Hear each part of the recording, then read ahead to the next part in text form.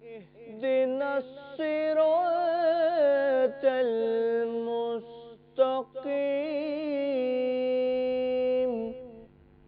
Programme صراط مستقیم میں ایک بار خوش آمدید۔ ڈاکٹر صاحب، جب ہم احادیث رسول صلی اللہ علیہ وسلم پڑھتے ہیں تو اس میں صرف آگ کا ذکر نہیں ملتا، ہمیں آگوں کا ذکر ملتا ہے کہ آخری عشرہ آگوں سے آزادی کا عشرہ ہے۔ تو یہ آگوں سے آزادی، اس میں کیا حکمت ہے؟ اس میں اصل میں یوں ہے کہ رسول اللہ صلی اللہ علیہ وسلم نے رمضان المبارک کو 3 حصوں کے اندر تقسیم کیا اور یوں فرمایا کہ اولہ رحمۃ و اوسطہ مغفرۃ و آخرہ عتق من النیران، کہ اس کا پہلا حصہ رحمت ہے، دوسرا حصہ مغفرت ہے اور تیسرا حصہ عتق من النیران، آگوں سے نجات کا ہے۔ اور بنیادی طور پر رمضان المبارک کا جو مہینہ ہے یہ اصل میں ایک روحانی علاج اور روحانی تربیت کا مہینہ ہے۔ اب روحانی تربیت کا جب آغاز ہوتا ہے تو وہاں اللہ کی رحمت ضروری ہوتی ہے۔ اگر اللہ کی رحمت ہوگی تو وہ بندہ اپنی اس یعنی روحانی علاج میں اور تربیت میں آگے بڑھے گا۔ فلا تزکوا انفسکم واللہ یزکی من یشاء، اپنا تزکیہ تم خود مت کرو، اللہ جس کا تزکیہ کرنا چاہتا ہے وہ کر سکتا ہے، کرتا ہے۔ تو اللہ کی رحمت ہوگی تو انسان اس تربیت نفس اور تربیت روح کے مرحلے میں آگے بڑھے گا، وگرنہ نہیں بڑھے گا۔ اب جب وہ ایک مرحلے کو طے کر لے گا تو پھر اللہ کی مغفرت اس کی طرف متوجہ ہو جائے گی، اور جب اللہ کی مغفرت مکمل ہوگی تو ظاہر ہے کہ اس کے لیے اعلان ہو جائے گا کہ یا ایھا النفس المطمئنہ ارجعی الی ربک راضیۃ مرضیہ۔ تو نیران، ایک تو یہ کہ خود جہنم کی بھی ایک آگ تو نہیں ہے نا، جہنم کی بھی آگ کی مختلف لپٹیں اور مختلف قسمیں ہیں۔ ٹھیک ہے، اس میں ویسی آگ بھی ہے، اس میں پتھروں کی آگ بھی ہے، اس میں لکڑیوں کی آگ بھی ہے، اس میں سانپوں کی جو پھنکاریں ہیں ان کی آگ بھی ہے۔ یہ مختلف قسم کی آگیں ہیں جو صرف نیران، اس لیے اس سے نیران۔ اچھا ڈاکٹر صاحب، ایک کالر ہیں ہمارے ساتھ جی، السلام علیکم۔ السلام علیکم۔ وعلیکم السلام۔ دیکھیں، میرا نام ابراہیم صادق ہے جی فرمائیے۔ میرا سوال ڈاکٹر محمد صادق کے صاحب سے ہے کہ آپ صلی اللہ علیہ وسلم نے ارشاد فرمایا ہے کہ شب قدر 21، 23، 25، 27 اور 29 میں سے کوئی ایک ہوگی، لیکن ہمارے یہاں جو ہے زیادہ تر جو ہے 27 میں شب قدر کا اہتمام ہوتا ہے، وہ کس لیے؟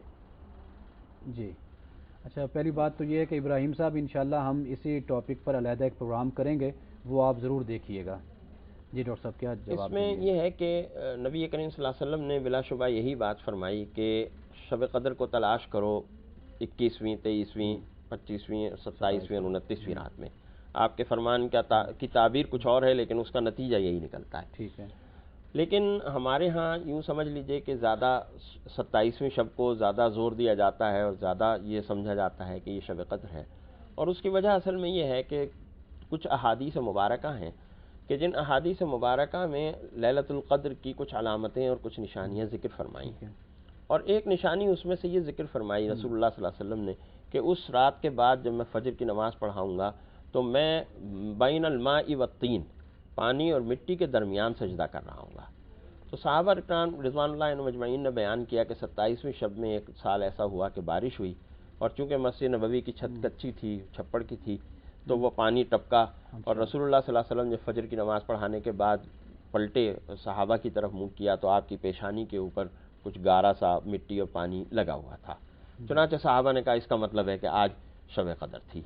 تو بہرحال اس طرح کے اور بھی کچھ روایات ہیں، لیکن یہ کہا جاتا ہے کہ اس سال 27ویں شب قدر ہوگی، یہ گھومتی رہتی ہے، یہ ضروری نہیں کہ یعنی کہ ہم متعین نہیں کر سکتے، بلکہ رسول اللہ صلی اللہ علیہ وسلم نے خود اللہ کی حکمت یہ بیان کی کہ پردہ ڈال دیا اور اس کو تلاش کرو، عبادت کرو۔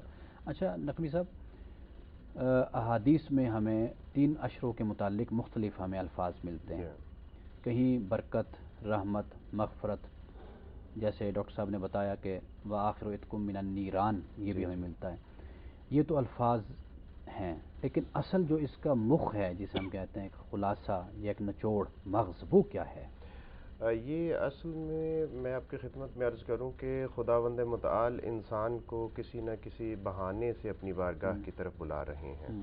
یہ جو طاق راتوں کی بات ہوئی کہ اس میں تلاش کرو شب قدر کو، یہ بھی اسی وجہ سے ہے۔ اگر نبی گرامی اسلام صلی اللہ علیہ وآلہ وسلم مثلا فرما دیتے کہ 23ویں شب ہے تو باقی راتوں سے لوگ غافل ہو جاتے، لہٰذا رکھا گیا کہ تم تلاش میں رہو۔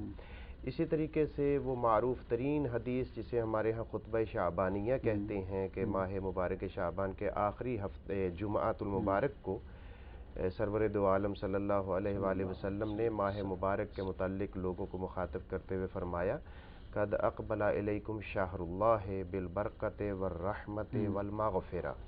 تو میں سمجھتا ہوں کہ مغفرت بھی وہی عتق کے معنی میں ہے کہ جب اللہ کی مغفرت ہو گئی تو انسان جو ہے اس آگ سے بچ گیا کہ وقودها الناس والحجارہ، جس کا ایندھن جو ہے انسان اور روایات پتھر میں ہیں. مختلف الفاظ ہمیں روایات میں مختلف الفاظ ہیں، وہ صرف انسان کو اپنی طرف بلانے کے لیے، متوجہ کرنے کے لیے، اور میں یہ سمجھتا ہوں کہ انسان کی خود اس کو اہمیت بتلانے کے لیے کہ تمہاری اتنی اہمیت ہے کہ اس مہینے کو اس انداز سے تمہارے لیے باعث مغفرت قرار دیا گیا ہے. اچھا ڈاکٹر صاحب، آخری عشرہ میں کیا دعا مانگنی چاہیے، مختصر بتائیے گا. آخری عشرہ میں سب سے زیادہ جو چیز ہے وہ توبہ اور استغفار اہم ہے کہ انسان زیادہ سے زیادہ اپنے گناہوں پر توبہ اور استغفار کرے، اللہ سے گناہوں کی معافی مانگے، اللہ سے مغفرت طلب کرے.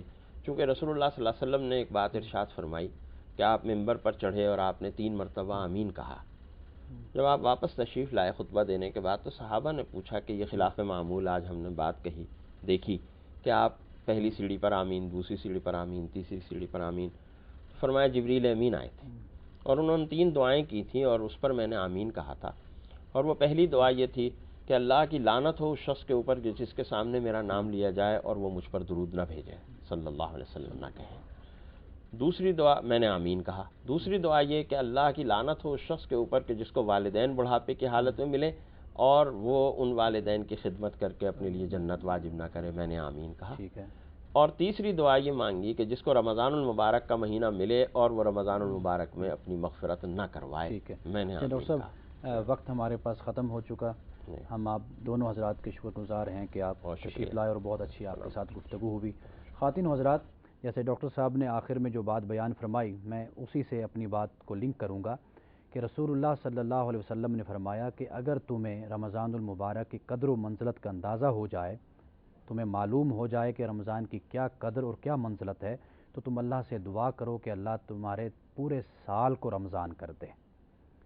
آپ اندازہ کیجئے کہ رمضان المبارک کی کتنی قدر و منزلت ہے، اور پھر خاص طور پر آخری عشرہ اور پھر تاکراتیں. دعا یہ کیجئے کہ اللہ تعالی ہمیں رمضان المبارک کی برکتوں اور رحمتوں سے صحیح طور پر مستفید ہونے کی توفیق عطا فرمائے. انہی الفاظ کے ساتھ اجازت چاہوں گا. والسلام علیکم ورحمۃ اللہ. سحرنا يلا يا عم حسين، رمضان سايبنا ورايح فين؟ يا شهر واحد من الشهرين، يا أحلى أيام عشناها، بنودعك بدموع العين. رمضان ما تستنى شوية، يا نور لأيامنا الجاية. لو كنت عايز تفارقنا اوعدنا نتقابل